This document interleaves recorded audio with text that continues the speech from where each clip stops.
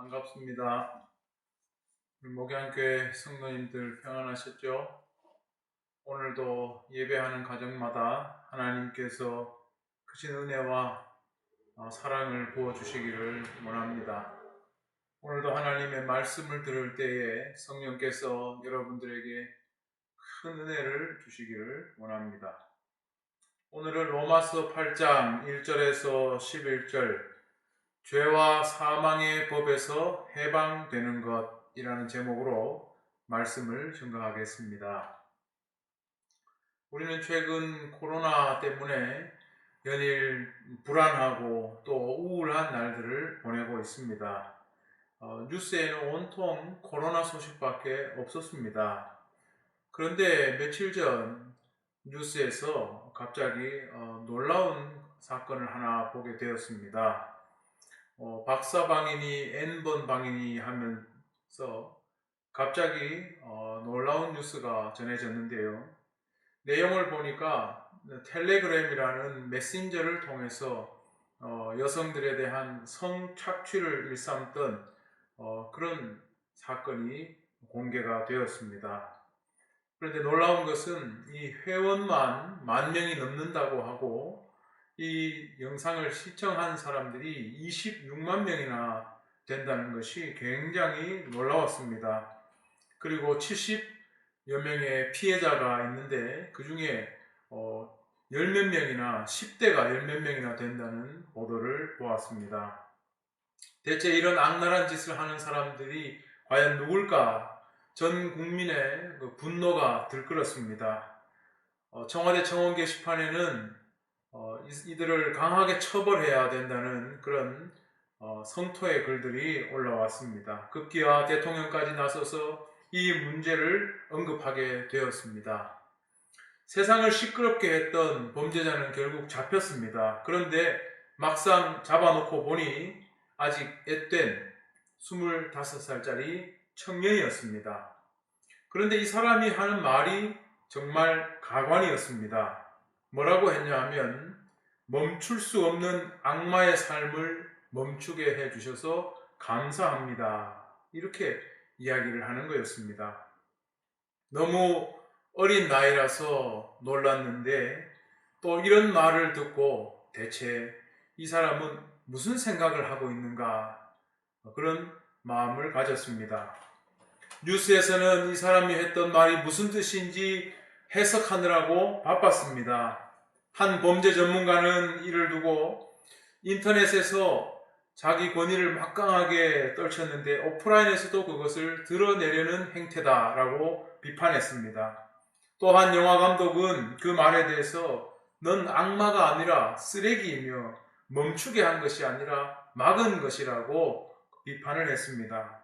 한 가수는 이 사람의 말에 대해서 범죄자에게 서사를 부여하지 말고 마이크를 쥐어주지 말라고 일갈했습니다. 사람들의 평가는 대체로 이 범죄자의 말이 여전히 자기 과시적이고 자기 죄에 대한 뉘우침을 전혀 찾아볼 수 없다는 데 공통점이 모였습니다. 사실 이 범죄자가 어떤 뜻으로 그런 말을 했는지 우리가 그 마음속에 들어가 보지 않은 이상 제대로 알 수가 없습니다. 그런데 한 가지 분명한 것은 피해자에 대해서 어떤 사죄도 없는 걸 보면 이 사람의 말에는 자기 과시적인 측면이 굉장히 많고 뉘우침도 없다는 것을 발견할 수가 있습니다. 뉴스를 보던 중에 한 가지 아주 놀라운 광경을 보았습니다. 기자들이 이 범죄자 옆에 가서 계속 질문을 해댑니다. 죄책감은 들지 않습니까? 죄책감은 들지 않습니까? 피해자에게 미안한 마음 없습니까? 이것을 묻고 되물었습니다. 저는 그 말을 듣는 순간 답답한 마음도 들었지만 화가 나기도 했습니다. 대체 무슨 대답을 들으려고 저런 것을 묻고 있는가? 오늘날 범죄자들에게는 그들이 가지고 있는 범죄 행위를 가지고 판단을 하지 그 죄책감을 가지고 판단하는 것은 아닌데 왜 이것을 물을까 생각을 했습니다. 그럼에도 불구하고 사람들은 그 범죄자에게 죄책감을 느끼지 않느냐, 피해자에게 미안하지 않느냐라는 사실을 끊임없이 물어봅니다. 범죄자들은 오늘날 붙잡히면 변호사가 가르쳐 준 것이라고 생각되는데 할 말만 딱 하고 더 이상 언급을 하지 않습니다. 나중에 자신에게 불리하게 작용할 수 있는 발언들을 삼가하는 것입니다. 과거에는 사람들이 범죄를 저지르다 잡히면 미안하다, 죄송하다, 눈물을 뚝뚝 흘리기도 하고 사죄를 표하는데 요즘 보면 할 말 딱 하고 그냥 들어가 버리는 경우를 많이 보게 됩니다. 이런 장면을 보면서 죄와 그 법에 대해서 생각해 보게 됩니다. 법은 분명히 세상에서 날뛰는 범죄자를 멈추게 할 수는 있는데 우리 마음의 이런 모습을 보면 뭔가 답답함이 남습니다. 그런데 뻔뻔한 범죄자의 얼굴과 기자들의 반복되는 질문을 보면서 느끼게 되는 것이 많았습니다. 결국 기자란 사람들의 답답한 마음을 대신해서 물어보는 사람들 아니겠습니까? 그렇다면 보편적으로 사람들 생각은 바로 이럴 것입니다. 범죄 행위에 대해서 법의 심판 외에 죄책감이나 미안함 같은 사죄의 마음이 있어야 한다는 그런 생각을 가지고 있는 것이죠.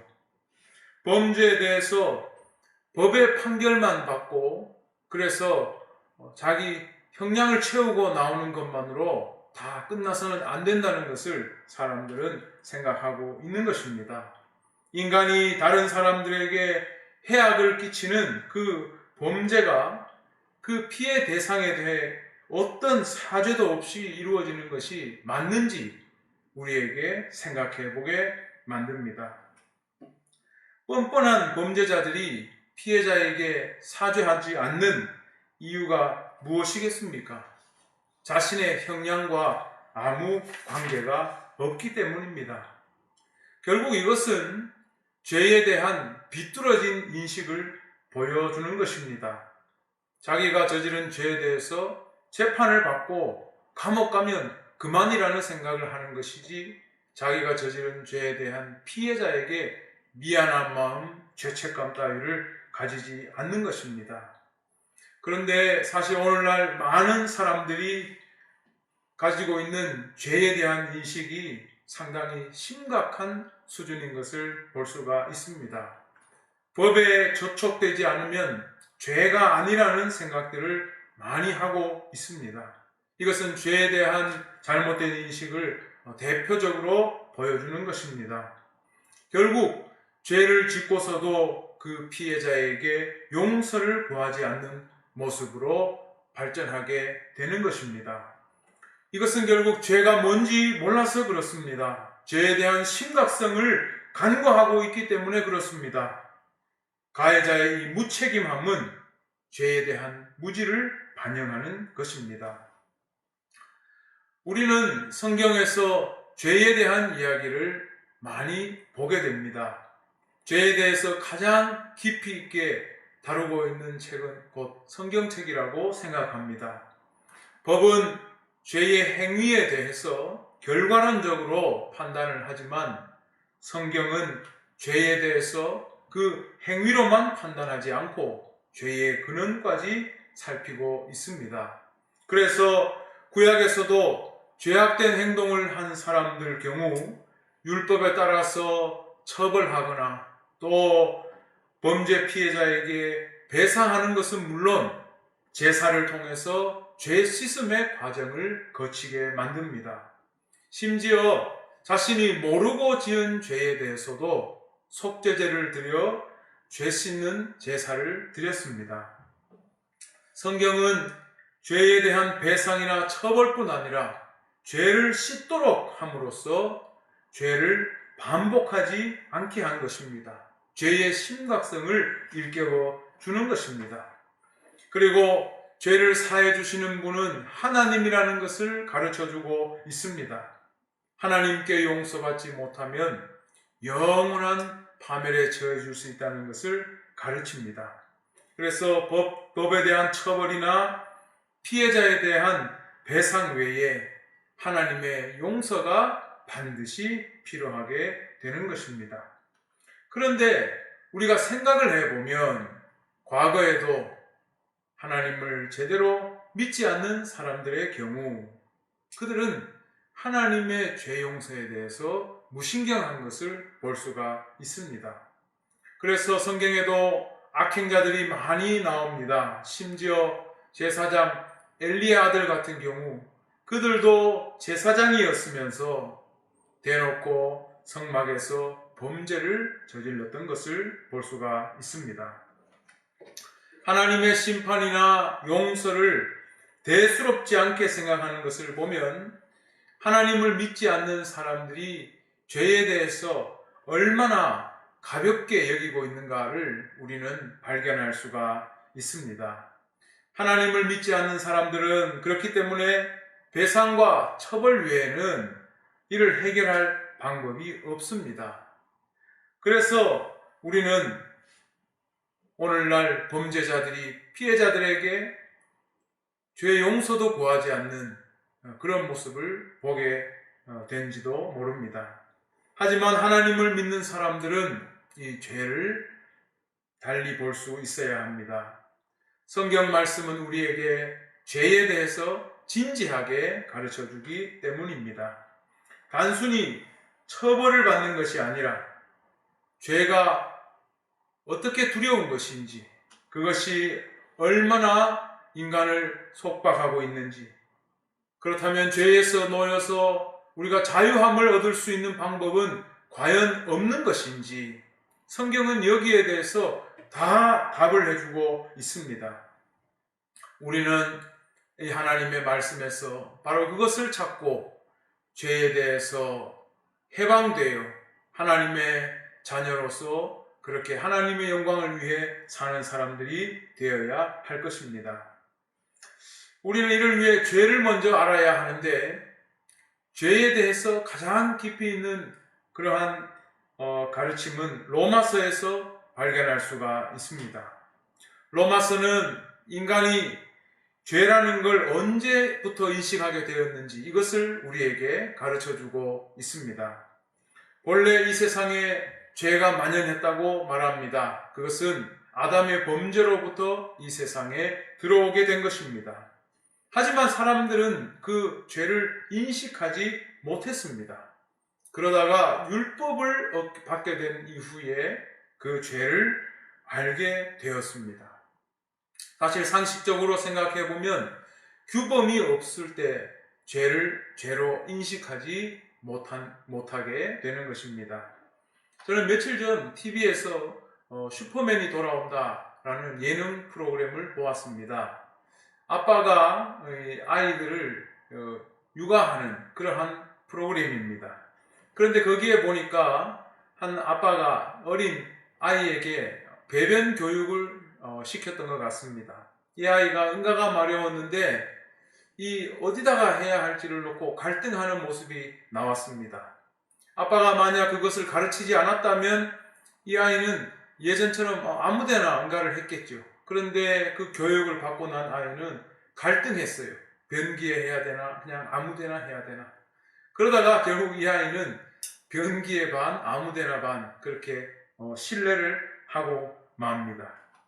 몸이 재바르지 못하기 때문에 어린 아이이기 때문에 그런 실수를 한 것이겠죠. 그때 저는 하나님 말씀이 생각났습니다. 예수께서 하신 말씀, 마음은 원이로되 육신이 약하도다. 이 말씀이 생각이 났습니다. 사도 바울도 죄가 왜 무서운 것인지를 우리에게 그렇게 설명합니다. 우리가 선을 행하고자 해도 육신이 죄에 매여 있어서 악을 행한다. 그렇게 바울은 말합니다. 성경 말씀에서 좀 더 정확히 보면 로마서 7장 19절에 이렇게 기록되어 있습니다. 내가 원하는 바 선은 행하지 아니하고 도리어 원하지 아니하는 바 악을 행하는도다. 철학적으로 말하면 선한 의지에 반대하는 육신의 어떤 제약성이 있다라고 말할 수 있겠습니다. 아직 몸이 재바르지 않은 아이들처럼, 그래서 실수하게 되는 것처럼 아빠 말씀을 듣고 싶어도 몸이 안 따라주는 이 상황이 바로 인간의 모습이라는 것입니다. 그런데 로마서는 이것을 좀 더 직접적으로 말합니다. 단순히 육신의 한계가 아니라 지체 속에 죄의 법이 나를 사로잡고 있기 때문이라고 말씀하고 있습니다. 성경에서 정확하게 보면 로마서 7장 23절에 내 지체 속에서 한 다른 법이 내 마음의 법과 싸워 내 지체 속에 있는 죄의 법으로 나를 사로잡는 것을 보는도다. 그렇게 말하고 있습니다. 그래서 바울은 자기 자신을 곤고한 사람이라고 지칭합니다. 왜 바울은 자기 자신을 곤고한 사람이라고 말했을까요? 자신의 지체 안에 있는 죄의 법을 스스로도 어떻게 할 수 없기 때문입니다. 선한 의지를 가질수록 더 죄가 부각되는 것을 스스로 발견하게 되기 때문입니다. 바울이 삶이 실제로 그러했습니다. 율법을 많이 배우고 그 뜻대로 살고자 했던 사람, 그 바울이었지만 그는 죄를 이기지 못했습니다. 그의 삶을 보면 정말 율법대로 하고 하나님의 말씀대로 한다고 하면서 오히려 스데반을 죽일 때 앞장섰고 수많은 그리스도인들을 박해했던 모습을 우리가 기억합니다. 그의 삶이 바로 이것을 보여주고 있는 것입니다. 그런데 결국 죄를 이기지 못하면 그에게 돌아오는 것은 사망이라는 것을 잘 알고 있습니다. 이 이야기는 바울에게만 해당되는 것이 아니라 모두에게 해당되는 이야기입니다. 그리고 사망이라는 것은 심장이 멎는 물리적인 죽음만을 말하는 게 아니라 영원한 죽음, 그 영원한 누구도 풀 수 없는 그 죽음을 이야기하고 있는 것입니다. 죄 때문에 사망이 왕노릇하게 되고 누구도 빠져갈 수 없는 그 사망의 굴레에 놓이게 된다는 말씀입니다. 그런데 놀라운 것은 이러한 죄와 사망의 굴레에서 벗어날 수 있는 놀라운 방법이 있다는 것을 성경 말씀은 우리에게 가르쳐주고 있습니다. 누구든지 예수 안에 있으면 된다고 성경은 말씀하고 있습니다. 성경 말씀을 그대로 인용하면 로마서 8장 1절에 그러므로 이제 그리스도 예수 안에 있는 자에게는 결코 정죄함이 없나니 그렇게 말하고 있습니다. 그리고 2절에 이는 그리스도 예수 안에 있는 생명의 성령의 법이 죄와 사망의 법에서 너를 해방하였습니다 라고 선포하고 있습니다. 그렇다면 대체 어떤 원리로 예수 안에 있으면 죄와 사망의 법에서 해방될 수 있는 것일까요? 로마서 8장 3절 이하에서는 바로 그것을 설명하고 있습니다. 먼저 이것은 하나님만이 하실 수 있다고 이야기합니다. 그리고 하나님께서 맨 처음 하신 일이 무엇이냐 하면 죄의 지배를 받는 모든 육신의 굴레를 깨뜨리기 위해서 예수 그리스도를 죄 있는 육신의 모양으로 보냈다고 말씀하고 있습니다. 모든 사람은 죄의 육신의 굴레에서 매여 살아가죠. 그런데도 예수님도 바로 그런 모양으로 오셔서 죄를 위해서 그 속죄를 위해서 십자가에 죽으신 것입니다. 예수님의 죽음은 세상의 죄를 대속하기 위한 희생 제물로서 어린 양으로 죽게 된 것입니다. 그렇게 값을 치름으로써 죄의 권리가 사라지게 되었고 우리는 이 죄의 지배로부터 해방되게 된 것입니다. 그래서 세상은 예수 그리스도를 통해 죄에서 해방되어 하나님과 화해하게 된 것입니다. 이 말씀을 간략하게 보여주는 구절이 있습니다. 골로새서 1장 19절 20절은 이렇게 말씀합니다. 아버지께서는 모든 충만으로 예수 안에 거하게 하시고 그의 십자가의 피로 화평을 이루사 만물 곧 땅에 있는 것들이나 하늘에 있는 것들이 그로 말미암아 자기와 화목하게 되기를 기뻐하심이라. 이렇게 말씀하셨습니다. 2000년 전 예수 그리스도께서 이 땅에 오셔서 십자가에서 죽으심으로써 이 세상에 이 만물에 지배하고 있는 죄의 권세, 그 권리가 다 끝나게 되었다라는 것을 우리에게 말씀하고 있습니다. 자, 그렇다면 이제 다 끝난 거 아닙니까? 죄의 권세도 사라지고 죄가 더 이상 지배하지 못한다면 죄악된 행동도 없어야 하는 거 아닙니까? 그런데 오늘 우리의 현실은 어떻습니까? 여전히 죄가 만연하고 죄악된 행동이 넘쳐납니다. 그럼 끝난 게 아니잖아요. 모두 해결된 게 아니잖아요. 우리는 여기에서 중요한 사실 한 가지를 기억해야 합니다. 하나님께서 예수 그리스도를 통해 이 세상 만물과 화해하신 것은 맞지만 하나님의 화해와 구원이 다르다는 것을 우리는 알아야 하겠습니다. 예수 그리스도께서 십자가에서 흘린 피로 이 세상 만물이 하나님과 화해하게 되었지만 여전히 이를 받아들이지 않는 자들에게는 죄사함의 그 능력이 없다는 것을 우리는 알아야 하겠습니다. 그들은 아직 이 화해의 능력이 그들에게 미치지 못한 것입니다. 성경 말씀은 그들이 육신을 따르는 자들이라고 이야기합니다. 끝까지 육신을 따르는 자들은 하나님께서 예수 그리스도의 십자가 보혈로 만물과 화해하셨지만 그것을 알지 못하는 것입니다. 세상은 이미 죄의 권세가 제거되고 해방되었지만 그들은 여전히 그것을 알지 못하고 죄의 권세에 놓여 있는 것입니다. 이것을 가장 이해하기 쉽게 설명한 분이 바로 신학자 칼바르트입니다. 칼바르트라는 신학자는 객관적인 하나님의 화해가 아직 육신에 사는 자들에게 받아들여지지 못한 것을 하나의 예화로 재밌게 설명해 주었습니다. 2차 대전 때 전쟁이 한창 일어나고 있을 때 한 병사가 전쟁 중에 산속으로 숨어서 그렇게 긴장된 가운데서 계속 전쟁을 수행하고 있었습니다. 긴장된 가운데서 적이 나타나면 금세라도 싸울 태세를 가지고 이 병사는 전쟁을 치르고 있는 것입니다.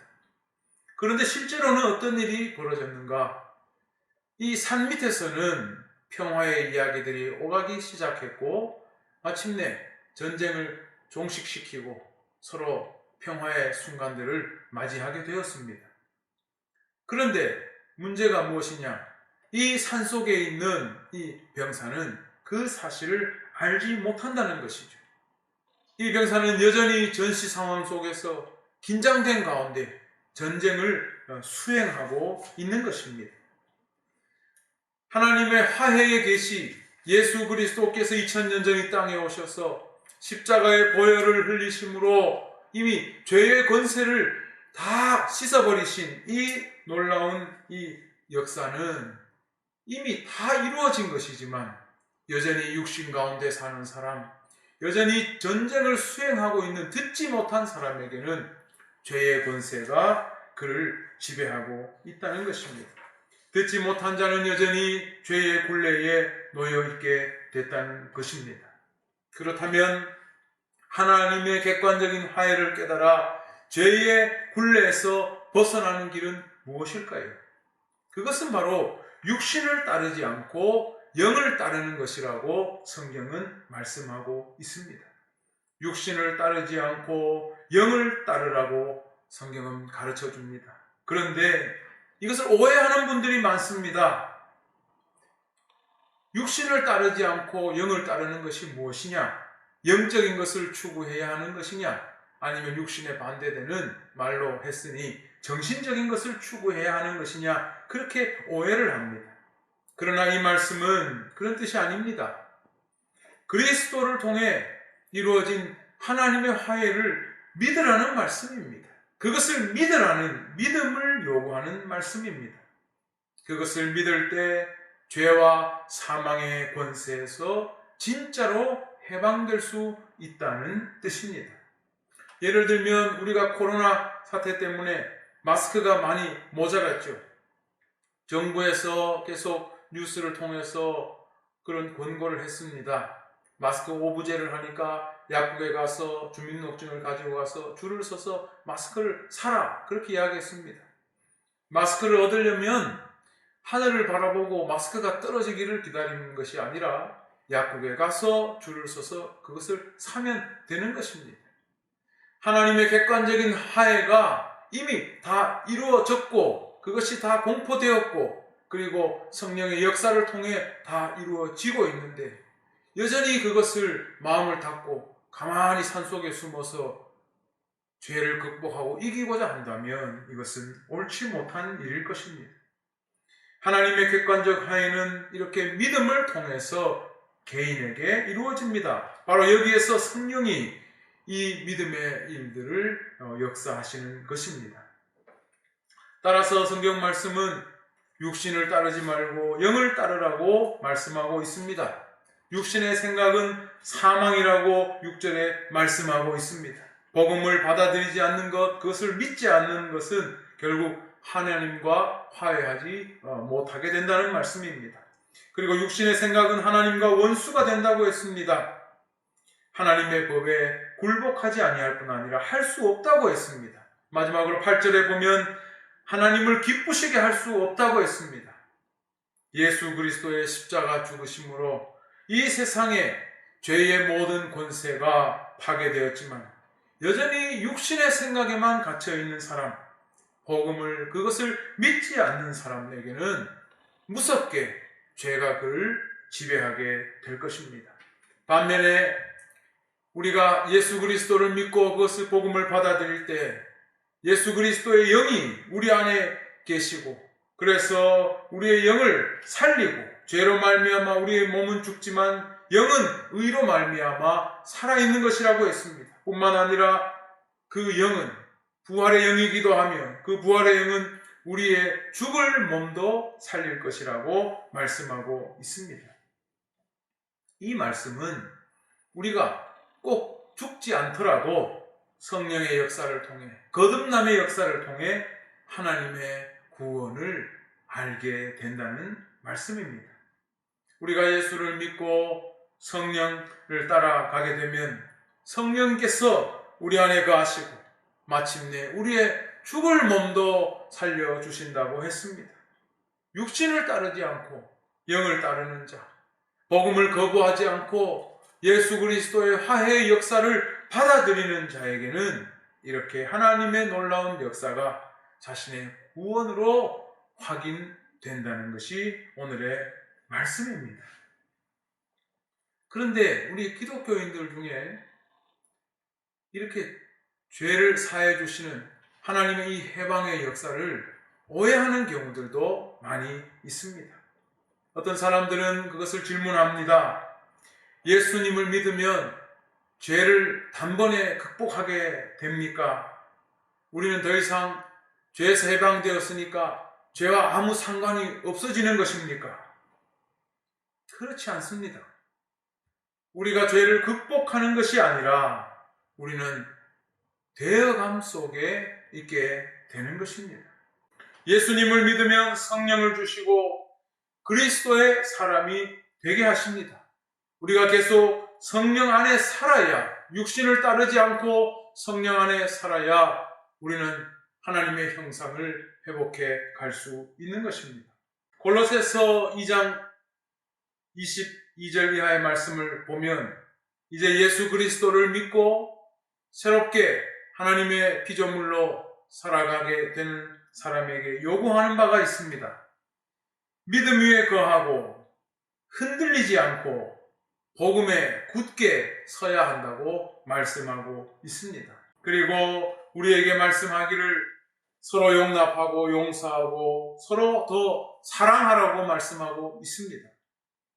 우리가 예수 그리스도를 믿고 죄에서 해방되고 하나님과 화목하게 되면 이제는 죄를 보는 관점이 달라지게 되는 것입니다. 믿기 전에는 이렇게 생각합니다. 법에 저촉되지 않으면 죄가 아닌가. 그러나 우리가 예수를 믿게 되면 생각이 달라집니다. 내가 더 사랑하지 못한 것을 우리는 죄로 인식합니다. 그래서 하나님 앞에 회개합니다. 내가 더 배려하지 못한 것을 죄로 느끼고 하나님 앞에 회개합니다. 내가 더 용서하지 못한 것을 우리는 죄로 인식하고 하나님 앞에 회개합니다. 그리고 우리는 더 이상 죄에 얽매이지 않고 하나님께서 보여주신 지향점을 바라보게 됩니다. 하나님은 우리 안에서 당신의 형상을 회복해 가시고 우리가 더욱더 거룩한 하나님의 자녀가 되어 하나님의 영광을 드러내기를 원하고 계십니다. 그렇기 때문에 예수 그리스도를 믿고 죄에서 해방된 사람은 죄를 바라보는 관점이 달라지게 되고 이제는 죄가 아니라 하나님의 영광을 나타내기 위해 살아가게 된다는 말씀입니다. 그런데 여러분, 이단들은 어떻습니까? 이단들은 이렇게 말합니다. 예수를 믿으면 이제 죄에서 해방되었다고 말합니다. 그런데 그들이 말하는 것은 영원한 면책권을 가진 것처럼 그렇게 이야기를 합니다. 그렇기 때문에 이단에 빠진 사람들을 보면 죄에 더 무딘 경우를 볼 수 있습니다. 죄를 지어놓고도 죄책감도 가지지 않는 모습을 볼 수 있습니다. 그들은 죄에서 해방된 것이 아니라 그들의 죄책감이 지워져 버린 것입니다. 용서받았다는 것입니다. 그러나 여러분, 이것은 기독교 신앙이 아닙니다. 우리 믿는 자들, 정통교회 다니는 사람들 가운데서도 예수 믿고 죄에서 해방된 것을 이렇게 생각하고 있다면 이것은 정말로 위험한 것입니다. 범죄를 저질러 놓고도 피해자에게 어떤 죄책감도 느끼지 않고 사죄도 하지 못하는 그 마음은 바로 이런 데서 빌려온 것이 아닌가라는 두려운 생각을 가지게 됩니다. 사랑하는 여러분, 죄의 굴레는 두려운 것이라고 성경은 말씀하고 있습니다. 그리고 거기에서 해방될 수 있는 유일한 길은 오직 예수 그리스도를 믿고 영을 따라 살아가는 것이라고 말씀하고 있습니다. 예수 그리스도를 믿고 하나님의 자녀가 된 사람은 이제 세상을 보는 관점이 달라져야 하고 하나님께서 우리에게 원하시는 형상을 회복하는 그 일을 기뻐하게 되어야 하겠습니다. 사랑하는 성도 여러분, 우리 하나님의 자녀들이 바로 이러한 생각으로 살아간다면 이 세상은 얼마나 더 아름다워지고 얼마나 더 행복한 세상이 되겠습니까? 하나님의 자녀들이 죄를 이렇게 생각하고 죄에서 해방되어 하나님의 형상을 회복하며 살아갈 때 이 세상에는 하나님의 나라가 임하게 될 것입니다. 사랑하는 우리 목양교회 성도들은 바로 그러한 분들이 다 되시기를 우리 주님의 이름으로 축원합니다. 한 주간 동안도 우리 주님이 주시는 능력으로 하나님의 형상을 따라 거룩함을 나타내며 하나님께 영광을 돌리며 이 세상에 하나님 나라를 심어가는 여러분 되기를 우리 주님의 이름으로 축원합니다. 기도하겠습니다. 아버지 하나님, 은혜를 감사합니다. 이 사순절에 하나님께 함께 예배하게 하심을 감사합니다. 아버지 하나님, 올 사순절에는 우리가 한마음 한뜻으로 한자리에 모여 그렇게 예배하지는 못하지만 예배하는 곳곳마다 성령님께서 함께 하시고 더욱더 말씀에 귀를 기울이고 더 기도에 집중하는 시간이 되게 하여 주시옵소서. 오직 예수 그리스도를 믿음으로 영을 따라 살아가는 우리 모든 성도들이 되게 하여 주시옵시고 이제 죄에 대해서 더 깊은 인식을 가지고 하나님의 영광을 위해 살아가며 하나님의 형상을 회복해가는 그러한 하나님의 복된 자녀들이 다 되게 하여 주시옵소서. 감사드리오며 예수님 이름으로 기도드립니다. 아멘.